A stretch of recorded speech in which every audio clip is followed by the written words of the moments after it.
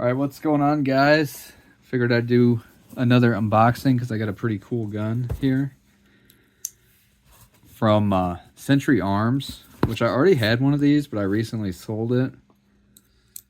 And so I'll open her up here. This is the first gun I've ever bought from Century Arms, which I've bought in Century Arms imports before, but I didn't realize you could buy directly from them. But you have to have an FFL, or I think maybe you can with a CNR.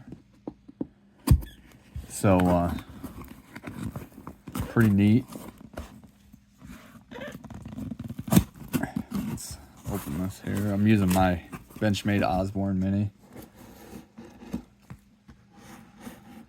This is a Czechoslovakian firearm. And I really, really like the Czech gun, CZ Bruno. So let's see here. So yeah, it's a CNR eligible. And yeah, this is a nice one. This is a VZ70. And the one I had was pretty beat to shit. So they have a little chamber flag in here with a zip tie.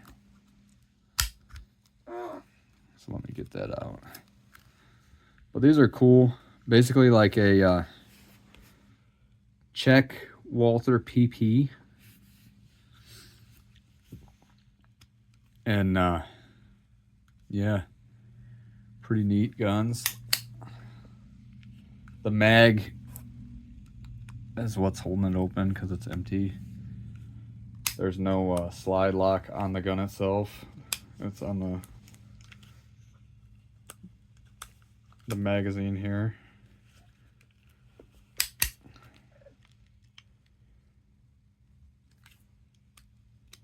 And the one I had also, the decocker did not work. So I'm trying to get this to close. I should have took the mag out before I opened it on film here, but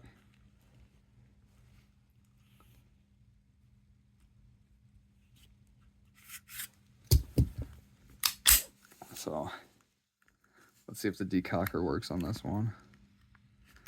Yeah, it's also really fucking hard. Oh no, it's not. I was going the wrong way. It's still kind of gritty, but not bad.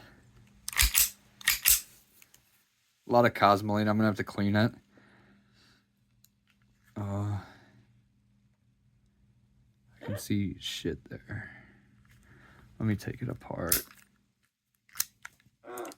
So they come apart kind of like a Makarov or a Walther or something.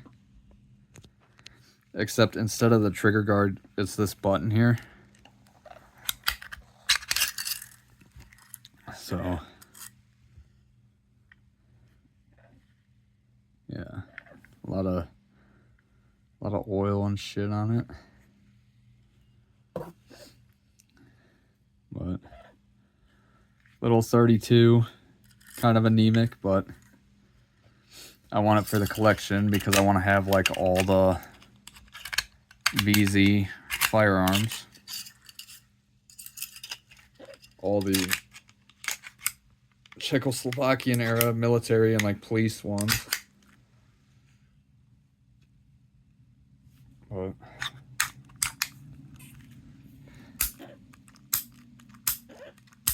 the double action on this one is not bad either. I'm gonna clean it up and I'm sure it'll get better. But on my the one I just got rid of, the double action was like 25-30 pound. And this one's not bad. About like a Makarov.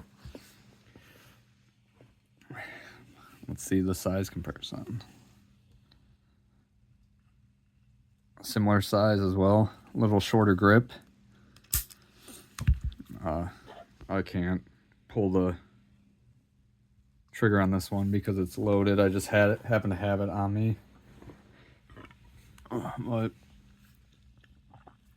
yeah, it's not bad shape. The bluing is great. On the old one I had, there was a lot of pitting all over it. And it was a good shooter and everything, but because of that, I didn't want to, I wanted to replace it when these started getting imported in. So you can see the import mark right here. My parrot is all in my business today. I had to bring him in here because when I leave the room, he keeps talking and he would like ruin the video. But yeah, that's it. I also bought a bunch of Czech ammo. I'll get it real quick and show you. But RTI had gotten it in, and it's a really, really good deal. Screaming deal on 32s right now, because 32s are pretty pricey. And this 500 rounds through RTI, I think it was 120 bucks, which like you cannot really beat that. So hold on, let me get it and show y'all. So without giving away my info, because it's still on the box here, and I got that in there. This is the Czech surplus that's coming in right now. I think it's from the 80s, maybe 90s. But I bought 1,000 rounds of it, and I shot, I don't know, several hundred. No malfunctions, nothing. Everything works as it should. And this is actually, from what I hear, I don't have a chronograph, but it's a little bit hotter than the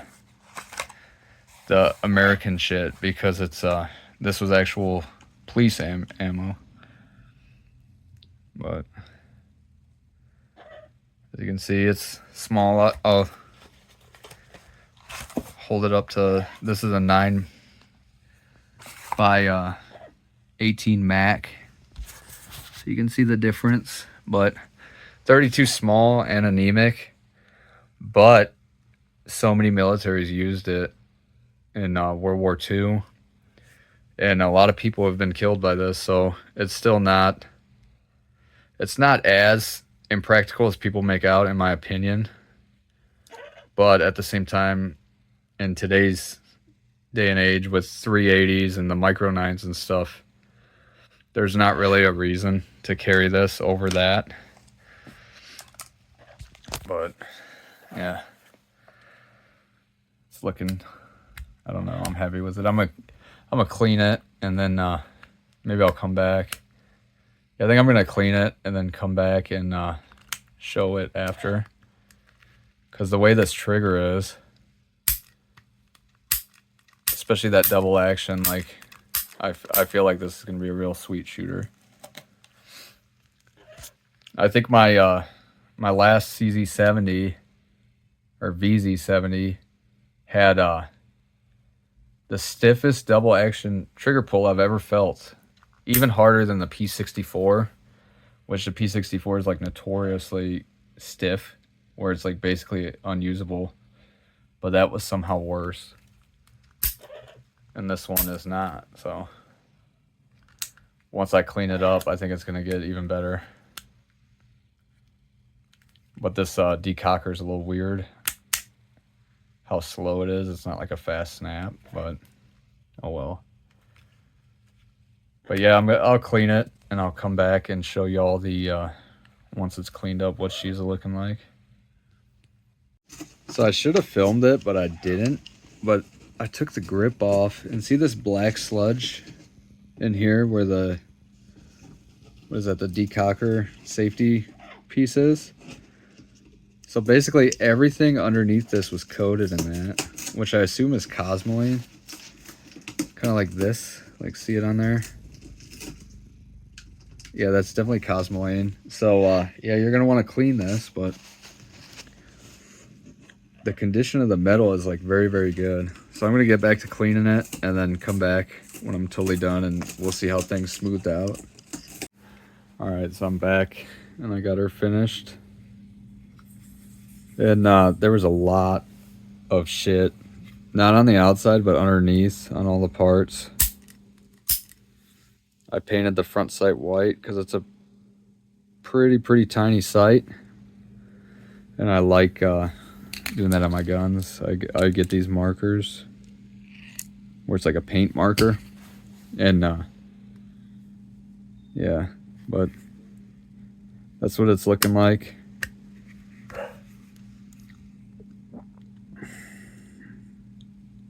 Not the prettiest, but this is a really good example compared to the one I had for my collection, so not bad.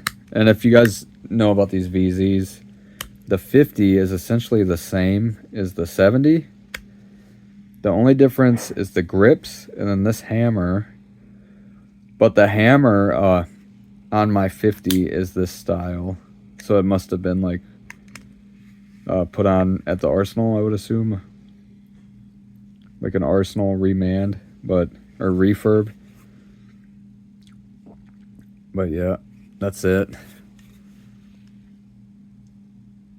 They have some stainless, I don't know if it's stainless, like a nickel plated VZ50s on there on Century Arms, and I'm thinking about getting one of those. These are a really good deal, $249 for this, or a 50 in a blued finish, and I think the stainless is $259. So under $300, you could get a nice, decent pistol that's gonna like surely go up in value. And yeah, get them while you can. If you have to have a CNR or an FFL to order from Century Arms, so otherwise you're gonna have to get them from like AIM. I think Classic Firearms has them and all that, but all the other places that have them, I would assume they're Century imports, and they're slightly more. I think it was like maybe $290 or something. When I seen it on, I believe AIM, but it might have been one of the other ones, Classic Firearms or JG Sales or something. But yeah, pretty cool.